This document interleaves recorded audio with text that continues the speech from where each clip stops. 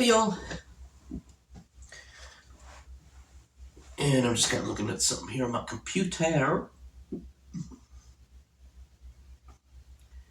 Do do do.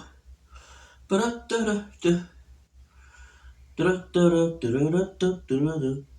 Probably could have started this a different time, but I'm starting it right now. Um, let's see. I'm just seeing what title this one is called before I go into it. Do do do. Oh yeah, I had it right then. What would it be like?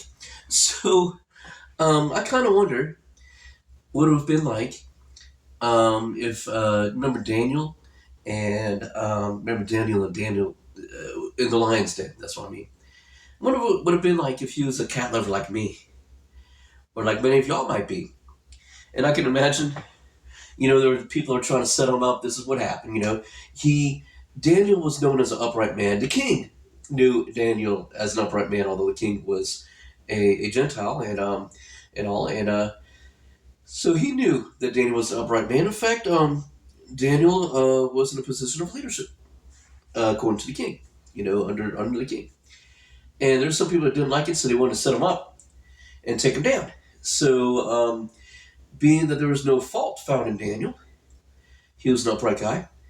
The only thing they could do is take something that he did on the regular and try to outlaw it. And so, what did he do on the regular? He prayed to God. He prayed to God on the regular. And I think it was 3 times a day. And he would even have his windows open. He didn't care who heard him. I don't think he was trying to be heard, but he didn't care who heard him. So then there are these dudes that they wanted to usurp Daniel, and so they were jealous of him. So what they did is they went up to king, and they kind of played on the king's ego, saying that, hey, no one should worship any god but you. Actually, let's go there. Thank you, God. Da da da. Daniel.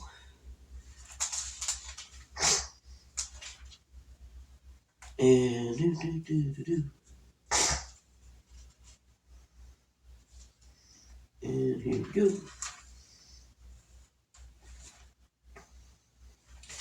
Okay, here I can read it to you. It pleased Darius to set over the kingdom 120 satraps to be over the whole kingdom, and over these 3 governors, of whom Daniel was one, that the satraps might give account to them, so that Daniel would suffer no loss. Then this Daniel distinguished himself above the governors and satraps, because he had an excellent spirit in him. And the king gave thought to setting him over the whole realm. So the governors and satraps sought to find some charge against Daniel concerning the kingdom, but they could find no charge or fault, because he was faithful, nor was there any error or fault found in him. Then these men said, we shall not find any charge against this Daniel unless we find it against him concerning the law of his God. So actually, it was a little deeper than I said earlier, wasn't it? So these governors and satraps thronged before the king, and thus said to him, King Darius, live forever! All the governors in the kingdom, and the administrators and satraps, the counselors and advisors have consulted together to establish a royal statute to make a firm decree that whoever petitions to any god or man for 30 days except you, O king, shall be cast into the den of lions. Now, O king, establish the decree and sign the writing, so that it cannot be changed according to the law of the Medes and Persians, which does not alter. Therefore King Darius signed the written decree. Now, when Daniel knew that the writing was signed, he went home. And what did Daniel do? Let's check it out. Remember, he was an upright guy. He loved the Lord, and he was a man of God, a solid man of God. And in his upper room, with his windows open toward Jerusalem, and so God had said earlier to the children of Israel that if anyone were to pray even if we got scattered, if they were to pray towards the temple and to cry out um, in repentance, turning to Him and away from wickedness, that God would hear, He'll heal their land, that He would hear their prayer. And so I'm paraphrasing a bit. Um, so now, when Daniel knew that the writing was signed, he went home, and in his upper room, with his windows open towards Jerusalem, he knelt down on his knees 3 times that day and prayed and gave thanks before his God, as was his custom since early days. So he wasn't just doing it to slap these dudes in the face. He was doing what he normally did, despite the decree. He was going to stand with the Lord, and he knew God would take care of him. Then these men assembled and found Daniel praying and making supplication before his God. And they went before the king and spoke concerning the king's decree. Have you not signed a decree that every man who petitions to any god or man within 30 days, except you, O king, shall be cast into a den of lions? The king answered and said, the thing is true, according to the law of the Medes and Persians, which does not alter. So they answered and said before the king, that Daniel, who is one of the captives from Judah, does not show due regard for you, O king, or for the decree that you have signed, but makes his petition 3 times a day. And the king, when he heard these words, was greatly displeased with himself. I can imagine being like, man, why didn't I see that coming? Um, and his heart, and he set his heart on Daniel to deliver him, and he labored till the going down of the sun to deliver him. So, in other words, he's searching through the laws and seeing if there's some way he could change this thing. Then these men approached the king and said to the king, know, O king, that it is the law of the Medes and Persians that no decree or statute which the king establishes may be changed. So the king gave the command, and they brought Daniel and cast him into the den of lions. But the king spoke, saying to Daniel, your God, whom you serve continually, he will deliver you. Then a stone was brought and laid on the mouth of the den, and the king sealed it with his own signet ring, and with the signets of his lords that that purpose concerning Daniel might not be changed. Oh, that purpose, that propose. Oh, I'm sorry. Let me read that sentence again.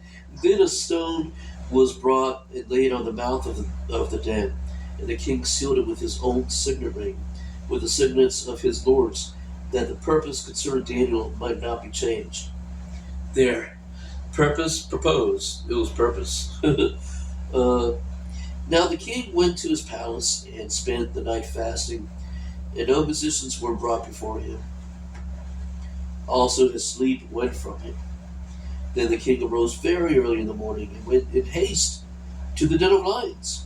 And when he came to the den, he cried out with a lamenting voice to Daniel. The king spoke, saying to Daniel, Daniel, servant of the living God, has your God, whom you serve continually, been able to deliver you from the lions? Then Daniel said to the king, O king, live forever. My God sent his angel and shut the lions' mouths, so that they have not hurt me, because I was found innocent before him. And also, O king, I have done no wrong before you. Now the king was exceedingly glad for Daniel. Now the king was exceedingly glad for him, and commanded that they should take Daniel up out of the den. So Daniel was taken up out of the den, and no injury whatever was found on him, because he believed in his God. And the king gave the command, and they brought those men who had accused Daniel, and they cast them into the den of lions, them, their children, and their wives. The lions overpowered them, and broke all their bones in pieces before they ever came to the bottom of the den. Then King Darius wrote To all people, nations, and languages that dwell in all the earth, peace be multiplied to you.